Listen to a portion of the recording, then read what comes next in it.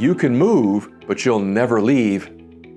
Hey friends, this is Pastor Mike from Fellowship Church. It's always good to connect with you midweek. Hope you're doing well. Hope you know that we love you and are praying for you, and I hope you enjoy this hot weather. That thought for you again, you can move, but you'll never really leave.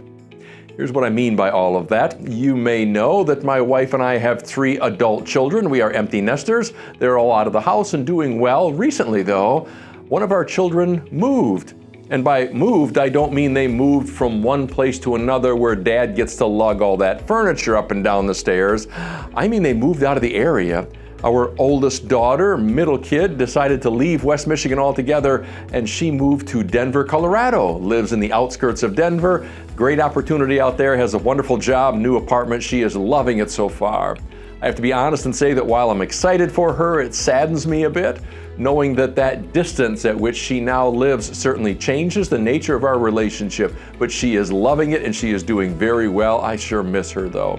But here's that thought. You can move, but you'll never leave. By that I simply mean that even though she's moved a significant distance away from our family, she hasn't left the family.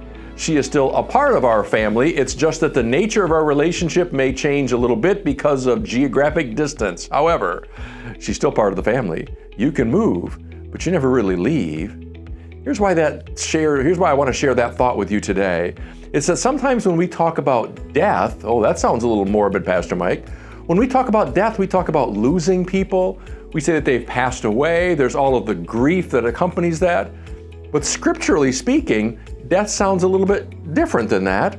There's a passage in Ephesians chapter 3 where the Apostle Paul writes and says, "For this reason I kneel before the Father, from whom his whole family in heaven and on earth derives its name." Whole family in heaven and on earth? That's God's way of saying that when people die, they don't leave the family. They're still part of the family. Their status with the family has never changed. It just means that they're now living as part of the family someplace else.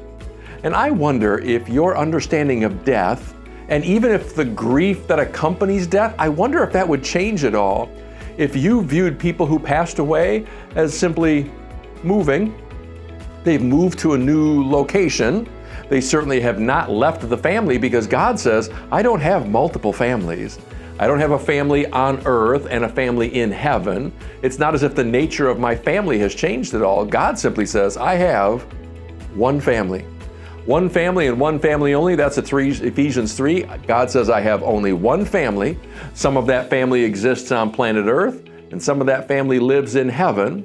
Those who live in heaven began life on planet Earth, and then they moved. They didn't leave the family at all, and God knows exactly where every member of His family is.